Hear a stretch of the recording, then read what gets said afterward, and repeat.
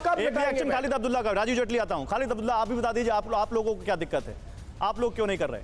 क्योंकि आपके इलेक्शन नहीं, इसलिए आप नहीं कर रहे? देखिए, इसलिए नहीं कह, मैं सबसे पहले ये बोलूँगा कि मुझे सबसे आखिर में आपने दिया है, तो मैं अलग से ही कुछ बताना चाहूँगा। मैंने सुना सबसे पहले जो पेट्रोलियम मंत्रालय के दफ्तर में सचिव थे, उन्होंने कहा कि इंटरनेशनल मार्केट से ये डिपेंड करता है। तो मैं उनसे पूछूंगा और भारतीय जनता पार्टी के लोगों से और खासकर उनके प्रवक्ता से पूछूंगा कि जब 2014 से पहले $165 पर बैरल था तो उस समय कीमत थी पेट्रोल की 71 रुपया।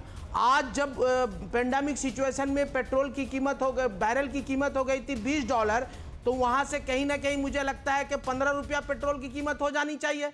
इसका जवाब कौन देगा? भारतीय जनता पार्टी तो चिल्ला कर और कान में रू या छछड़ापन कर रही है। ये बताएं कि आप एक तो आप जीएसटी में इसको लागू ला रहे हैं, क्यों नहीं?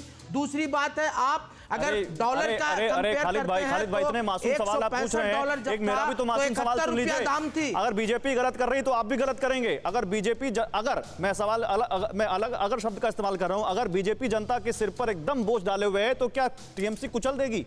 टीएमसी अपनी तरफ से राहत नहीं दे सकती। आप भी तो, आपके पास भी तो पावर है राहत देने का। आप कहिए सीना ठोक के गए हो बीजेपी ने, आप कहिए सीना ठोक के कि देखो बीजेपी ने इतना एक्साइज बढ़ाया है, हम हैं जिन्होंने वैट कम कर दिया, हम हैं जिसकी वजह से तुमको राहत मिल रही है। कहूंगा नहीं कहूंगा, पहले डिबेट तो मुझे तो आप बोलने ही नहीं दे रहे। आप बताएं कि इस मौका पे आपकी कीमत 2014 में 71 रुपया चिल्ला कर कह रहे थे कि सरकार लाओ, हम 35 रुपया वाली सरकार देंगे, तो क्यों नहीं हुआ 35 रुपया? इसका सवाल, इस जवाब कौन देगा? बिल्कुल वो जवाब देंगे, लेकिन अभी वो मुद्दा नहीं है। मैं देख रहा था कि जब एक राज्य पेट्रोल डीजल पर वैट कम कर सकता है तो दूसरा राज्य क्यों नहीं कर सकता?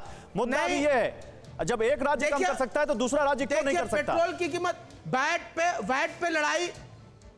वैट की लड़ाई जरूर लड़नी चाहिए। हम भी चाहेंगे हमारे राज्य को भी मुख्यमंत्री वो इस पे विचार विमर्श हो। चलिए, आपने बढ़िया लाइन दी, मतलब आप कहीं ना कहीं दिल से चाहते हैं कि पश्चिम बंगाल में भी वैट कम हो। ठीक है खालिद भाई, आते हैं, आपको और मौका मिलेगा, शिकायत का मौका नहीं दूंगा, लेकिन क्योंकि और कुछ डेटा दिखाना है इसलिए अब बिग वॉल पर चलते हैं। आमदनी कम और टैक्स ने निकाला दम, क्यों कह रहे हैं हम, जरा आप इसको समझिए। और ये डेटा जब आप समझेंगे तो समझ में आएगा कि तेल और पेट्रोल मतलब पेट्रोल और डीजल कैसे हम लोगों का तेल निकाल रहे हैं, इनके दाम ही समझिए। आप देखिए, आमदनी कम और टैक्स ने निकाला दम का बीते 7 साल का आंकड़ा हम आपके सामने लेकर आए हैं। बीते 7 सालों में कैसे ये सारा पूरा समीकरण बिल्कुल बिगड़ सा गया है।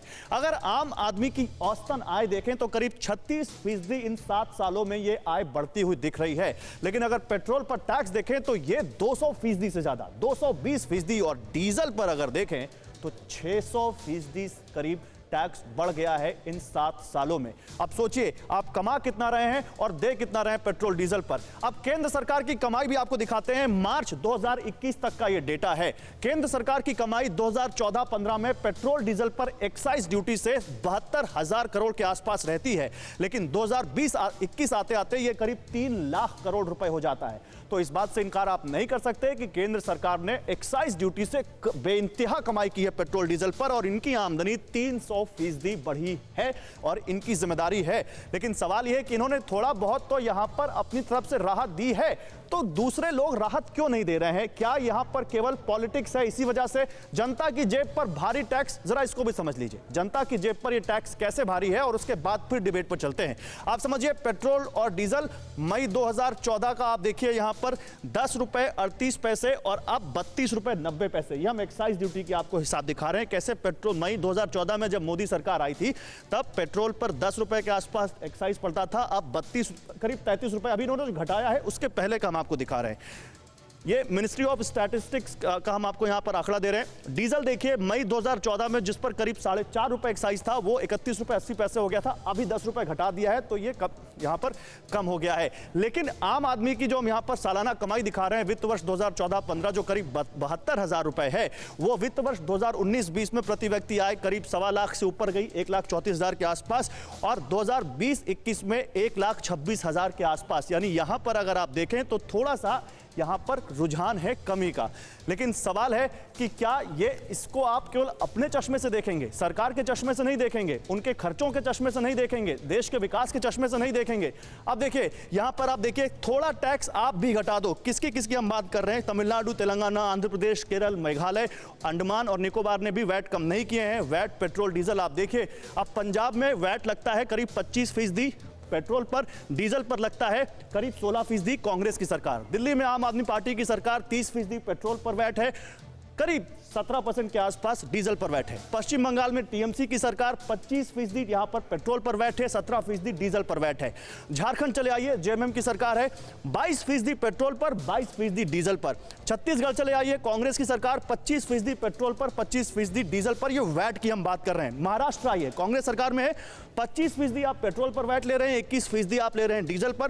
केरल में आप ले रहे हैं 30% से ज्यादा करीब पेट्रोल पर और 22 से 23% के बीच आप डीजल पर ले रहे हैं। अड़ी सोमवार से शुक्रवार शाम 6 बजे सिर्फ TV9 भारतवर्ष पर।